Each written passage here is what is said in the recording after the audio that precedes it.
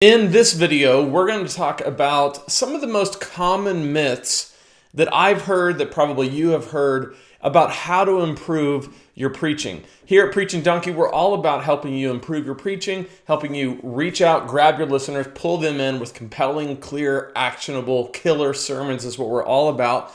But there's some myths surrounding how to preach killer sermons, and really there's some myths surrounding how to develop yourself as a preacher. And so I want to talk about each one of those myths, and I think that there are basically 6. There's probably more, but there's definitely no less than 6, and I'm going to deal with each one of these and give a better way. My name is Lane Sebring. This is Preaching Donkey. I have a free gift just for you. If you go to preachingdonkey.com/21 days, you can pick up my free 21-day guide to creating killer sermons. It'll be your gift from me, and it's a 3-week process of helping you develop and create a killer message, and that's just for you. preachingdonkey.com/21 days. Let's jump into the myths. Now, sometimes these are presented like myths, and sometimes they're presented as steps. Like we're told as preachers, hey, just do these steps and you'll have a killer message. You'll have a killer sermon. You'll be a killer preacher, okay?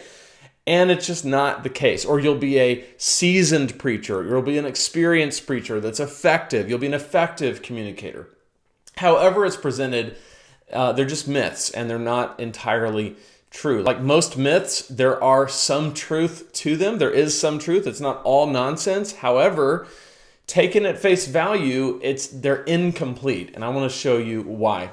So myth number 1, or step number 1, is as preachers, we're told, spend thousands of dollars to go to seminary and learn how to give a technical, stilted sermon that makes your seminary professor proud but doesn't connect with real people. Now, we're not told that. We're not in seminary. They don't say, now this is not going to connect with real people, but here's how to preach.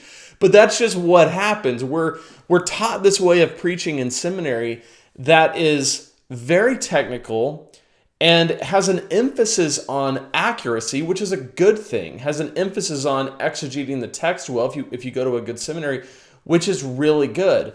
The problem is it doesn't go all the way. A lot of times the preaching that you do in the preaching classes that you have in seminary focus mainly on how to deal with the passage and outline the passage, which is great. You need that. Please don't hear me say that that's not important. It's vital. However, it just doesn't go far enough. The problem is in most seminary programs, like in mine, I had a vast slew of classes on theological issues, church ministry, counseling, everything you can imagine. And I had like 1 or 2 preaching classes that just barely scratched the surface. So that's where most of us are told to start. Just go to seminary, spend thousands of dollars, and then when you get out of seminary, you're expected to know how to preach, and you're expected to know how to preach in a way that engages people. And often it's just not the case, because what plays in a seminary class, what gets you a good grade in a seminary class, what makes your seminary professor proud of you, usually doesn't work in the real world because it lacks the principles necessary to really connect with people. It lacks the things that helps people make decisions and move along onto next steps in life. It's a good foundation, but it doesn't have what it takes to really reach people. So that's myth number 1. Myth number 2 is just find your favorite 1 or 2 preachers and try to be like them. So whether you went to seminary or not, anyone who's preached can relate to this right here, okay? You start preaching and you're told, or you're led to believe, or maybe you think in your mind, oh, if I just could preach like so-and-so. And it doesn't matter who it is. You just find your favorite preacher that really speaks to you, and you say, gosh, if I could just be like them. And this is how I was when I first started preaching. I would go from kind of hero to hero, and I would just really try to preach like them. And I didn't even realize I was doing this. I think for me, it was a matter of they're effective. They're really effective. So, and I'm really moved by them, and that's good preaching. So I can't do any better than that. I'll just be like that. And the problem with that is I'm not them. Like they're them and I'm me, and I'm the only me there is. Everyone else is taken, right? And they're the only them there is. And so The reason why they're so effective, and fill in the blank with your favorite preacher, doesn't matter who it is. The reason why that person is so effective is likely because they are being who God has called them to be. Paul told Timothy, fulfill your ministry, right? Not someone else's ministry, fulfill your ministry. And so you have to figure out, you have to find your voice, the unique thing that God has given you to say, that's biblical, that's grounded in truth, that's Holy Spirit led, but it's uniquely you because God called you and he wants to work through you. So trying to just be like someone else really shortchanges you, and it shortchanges your listeners because they're getting someone else, but like a less effective version of someone else. Does that make sense? It doesn't really work. So that's myth number 2. Myth number 3, believe that more experienced preaching will eventually lead to excellent preaching. Okay, so I encounter this a lot, all right? Someone will preach for multiple decades, 10, 20, 30, 40 years. And at the end of 30, 40 years, you could have two situations. In one case, you might have a preacher who's been preaching 30 or 40 years who's extraordinarily effective. They can reach out, they can grab their listeners, they can pull them, they take people on a journey. They're incredibly engaging. They're relevant, and I don't mean that in some kind of gimmicky way. I mean that they understand the world, they understand where people are, and they know how to speak the language of the culture, like what Paul did in Acts 17, where he was on Mars Hill and he talked to the people of Athens. The person knows how to speak into the culture. They're relevant. That's one scenario, okay? Been preaching 30, 40 years, extraordinarily relevant. The other scenario is been preaching 30, 40 years, but stopped developing somewhere along the way and maybe was relevant 20 years ago, 10 years ago, 15 years ago, but stopped. And now you look at them and you think, gosh, there's all those years of experience, and yet the effectiveness just isn't evidenced, right? People aren't responding anymore because that person stopped growing. So more experience doesn't necessarily lead to excellent preaching over time. You have to always be growing and you have to always be developing, or you might get stuck. The other thing that happens is, and this is often the case, is that if somebody doesn't get feedback, one of the things we teach at Preaching Donkey is to have a preaching team, to have a good feedback loop. We talk about all that inside Killer Sermons Academy, which is open right now as I'm recording this and as this will go out today. But all of the things we teach, often what you find, if you look at a 30, 40 year run of a pastor who's not speaking the language of the people anymore, it's because they don't really have a feedback loop. Nobody's giving them honest feedback.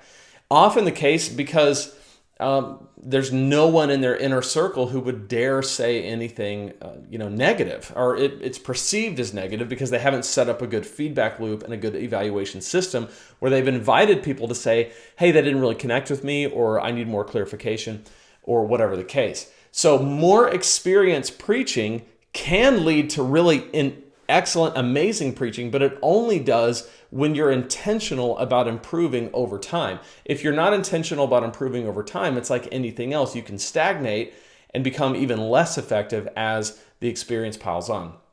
So seminary doesn't do it. Finding your favorite preacher and just trying to be like them doesn't work. More experience doesn't necessarily lead to excellent preaching unless it's the right kind of experience with proper training. Let's do a few more. Number 4. Settle into a preaching routine without discovering what truly engages people and keeps their attention. So often what happens, and this is related to the last myth that I talked about, but it's kind of this idea, just get your routine, get the thing that you do and never adjust, and just kind of don't really worry about what engages people. Just focus on outlining the passage, getting it perfect, and then preaching it. And that's really a bad place to be as well, because it just reduces your effectiveness. And then number 5, let every week feel like you're cramming for a test last minute because you don't have enough time to fit it all in. Okay? A common myth in a lot of preaching circles is you're just gonna be you're going to be writing your message on Saturday night. You're going to be using the whole week and your weekend and Sunday morning. It's just the way it is. You're not going to have a life. You're not going to be able to do anything else. And this is a tragic, tragic way of thinking. It's a tragic way of doing your ministry. And in Killer Sermons Academy, we map out exactly how to build a sermon workflow and work it around your current schedule, communicate it with the right people, and stick to it every week so that that doesn't happen. Because here's the problem with letting it feel like you're cramming for a test. You begin to resent preaching. You begin to resent your church, and you begin to resent the process so much that it robs the joy out of even getting up and delivering the message, because it produces in you such a negative feeling that you just don't want to do it. And so that's something that you just don't have to live with. You can build a process. And then finally, number 6, preach for decades at an average level when you could preach at a high impact level that leads to life change. So there's a myth that says that there are some preachers who are just great and extraordinary, and then there are the rest of us who are just never going to have that level of effectiveness in our preaching. And I just reject that wholeheartedly, because I think God has called each one of us uniquely, and to the people who are in our church, to our listeners, we can be extraordinarily effective in their lives and help them to glorify God with their lives, to live on mission, to be a disciple, a fully devoted disciple of Jesus who is making disciples. We can do that. Like, God can do that through us, and it doesn't have to just be this select few. So if you put those 6 myths together, what you find is a lot of information about preaching that just bothers me because it's not true. What it does is it gets you just to the point and then stops short of an effective, ongoing ministry that you're really getting the most out of your voice, the most out of your calling. And this right here is why I created Killer Sermons Academy. I want you to check it out. The link is in the description below. You can check that out. You can grab your free 21-day guide if you want that. But also right there is the link to Killer Sermons Academy. It's only open for a few more days. When this launch period ends, I'm going to shut the course down.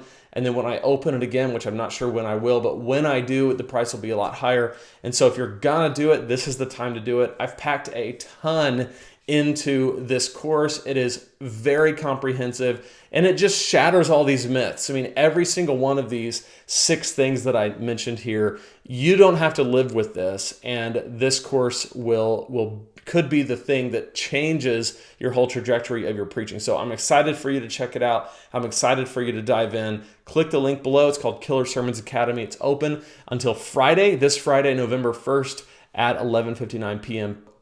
Check it out, and I will see you in the next video.